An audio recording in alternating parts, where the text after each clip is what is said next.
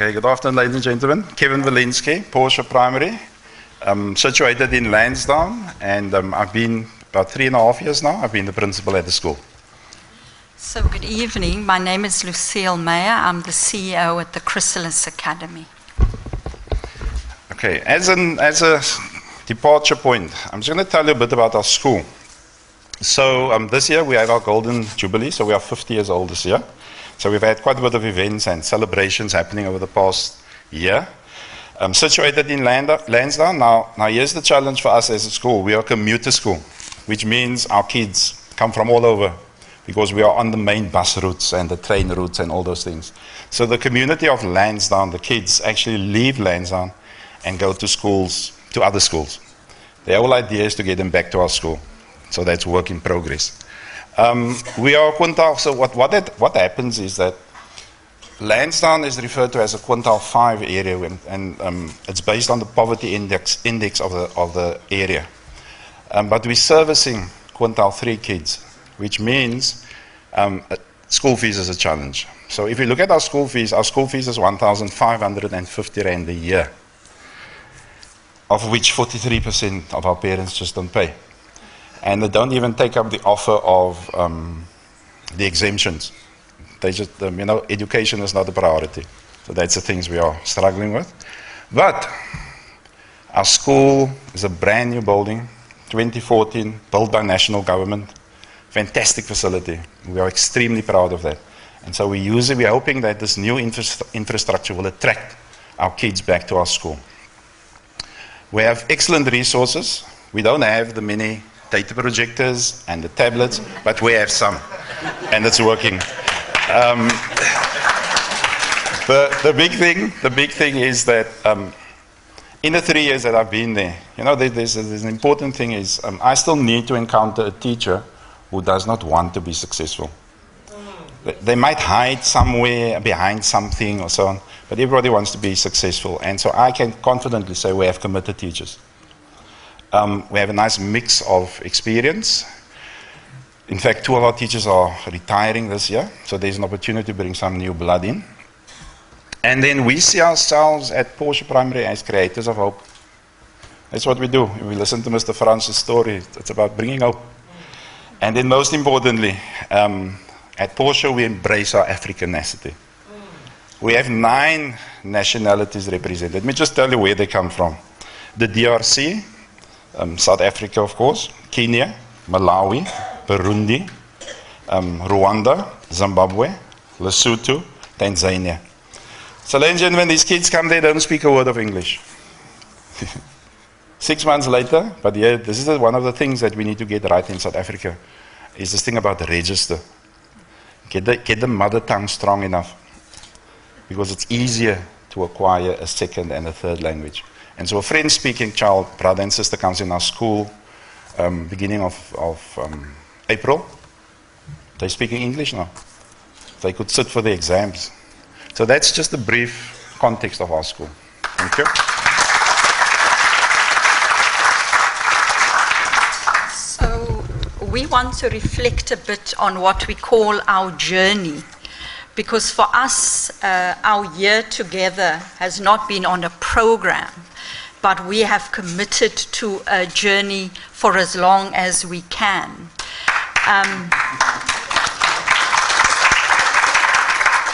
So I met my principal at the first community of practice, and I think he was late.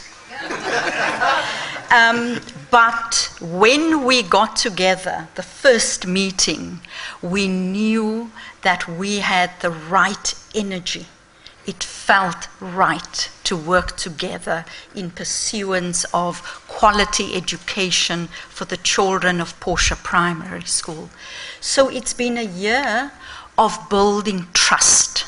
And one of the things Kevin and I agreed to is that we will meet at set intervals regularly. And that is what we did over the year. We had our diaries, we set the meetings, we made those meetings, and if we couldn't, there was accountability. The second thing is we started off by sharing our networks and partners. Of course, when we joined Partners for Possibility, we immediately had access to the whole community of practice. Everybody there became a partner to each other. The third thing I want to say, and I think this is what is making our partnership successful, we believe, is that we are holding each other accountable. So Kevin sometimes says, "Jy maak my moeg, jong." Because it is about, have you done your thing? Kevin would phone me, have you handed in your journal? So there was a great commitment to extract accountability from each other. We also celebrated the small victories at the school. One of them was enrolling the educator body in a monthly capacity building program, and we called it "When We Grow, We Glow." And we really learned that this journey is going to be long and protracted. Okay, so just about, I'm just going to go one slide back. When we grow, we glow. So we get together as a staff and we play 30 seconds. And that's a staff development. And that's the kind of thing that breaks down those barriers. We get to talk, we get to have conversations. And then we had many other things, of course, as well. Okay, so just to give you an idea of our core project. So when Lucille and I met, first meeting, we're going to change the world. In an half an hour, we had 6 projects planned. Because we are both doers. We believe, let's do it. Let's get our hands dirty and let's start doing it. But we actually realized, you know what? We need to slow down to speed up. And we need to remain focused on what it is that we want to achieve. So we basically narrowed down in terms of the outcome that we've set for ourselves. And so the main thing for me from this journey, which for the project that Lucille is going to speak about now, is that Lucille made it very clear from the beginning, Kevin, there won't be an exchange of money. We don't have money, but I have access to networks. And that was the main thing. And I can honestly say today that what we have achieved in this year, money cannot buy.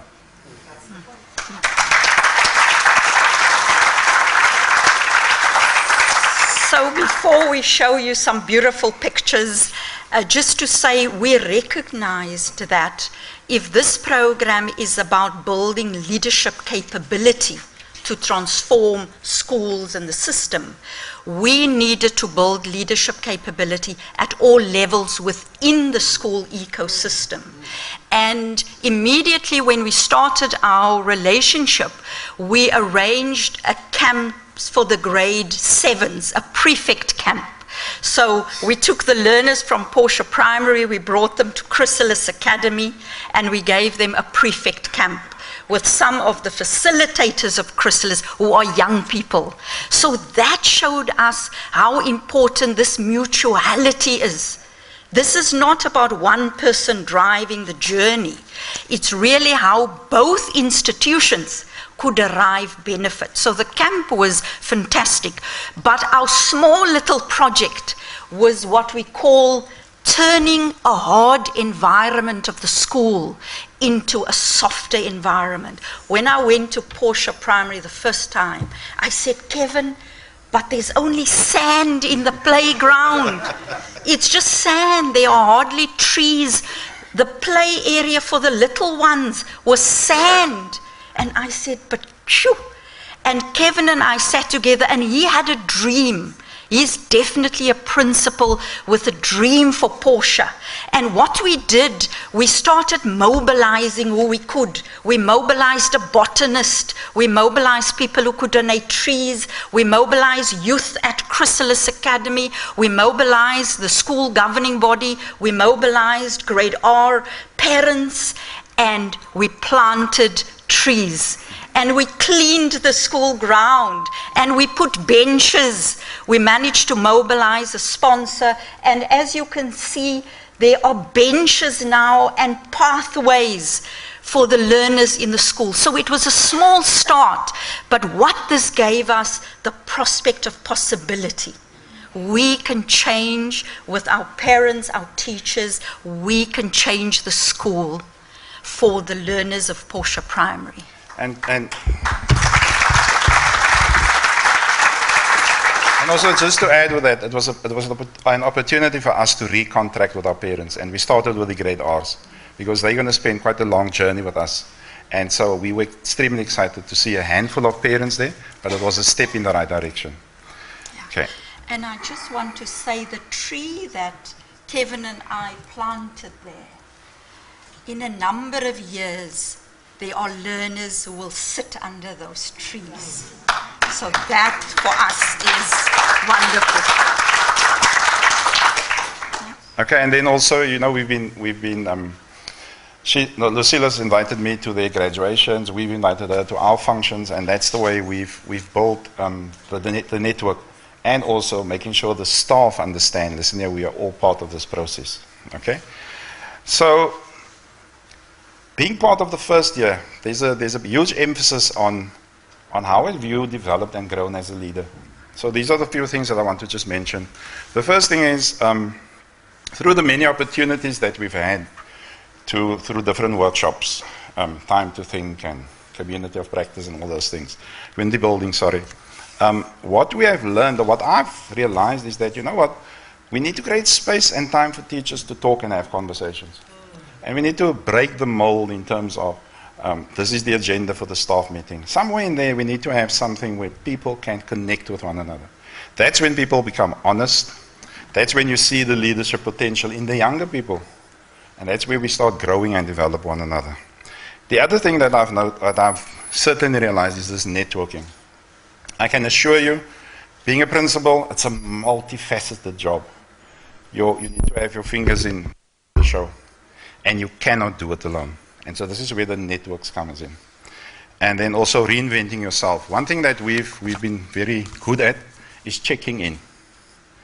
And so what it has done for us is that you keep on reflecting on yourself. How am I doing? How's it going? How did we do? And in that way, you keep on sort of redefining yourself. And I think that's extremely important. And then the big thing is, both Lucille and I realized that our impact starts at Portia, but it needs to be greater.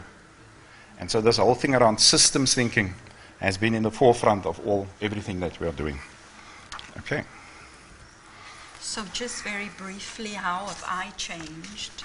This part always kicks me right in the heart, because I am not who I was a year ago when I met Kevin.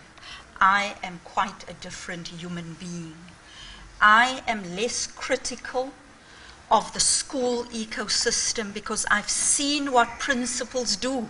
They are principals, they're educators, they're fathers, they're priests, they're marriage counselors. They are all of that. And so it really opened my eyes to how complex the school is as an ecosystem. The second one, I'm appreciating more the role that the community and the parents can play as assets to transform the school. So we are very early in our journey, but we have, in our heads, we have great plans, and we are very certain that the parents and other partners will come on board. I have also realized the importance of ongoing contracting and partnerships, and holding each other to account. Kevin and I recognize that sponsors come forward to sponsor our partnership. We need to make sure that there's a return on investment. And lastly, I just want to say, and I said this before, this program for me has made me more aware of the nation-building agenda.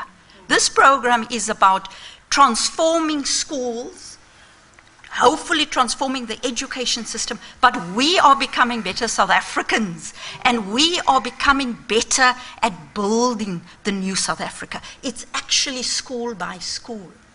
And so that has really impacted on me in a very big way. So, ladies and gentlemen, our future work, this is what we have planned, because we definitely taking this relationship further. is we're realizing we need to keep on revamping the school grounds because we need to ensure that we have an environment that is conducive to teaching and learning. It's as simple as that. And we're going to keep on softening the environment. The next thing is we need to make sure that we further build our capacity of our teachers, our SMTs, and all those things. But that can only happen through collaboration and networks. Okay? So we've already, through the COP, Community of Practice, we've identified somebody, just one more minute. We've already identified somebody, Mark Williams, who's going to look at how can we track learners through the system. I think that's quite crucial, especially from primary school through to high school. And then there's a big project Lucille and I have started working on, which Lucille will take a minute or two just to talk about. But finally, I just want to say that the collaboration is extremely important. We've realized that in collaboration, you need to align yourselves, your institution, with people that complete you. And so we fill the gaps that the other person does not have. And so that's where we are currently. So finally, from my side, then, gentlemen, I think it's our love for our country and the future of our learners. That's the thing that drives Lucille and I. Thank you from my side.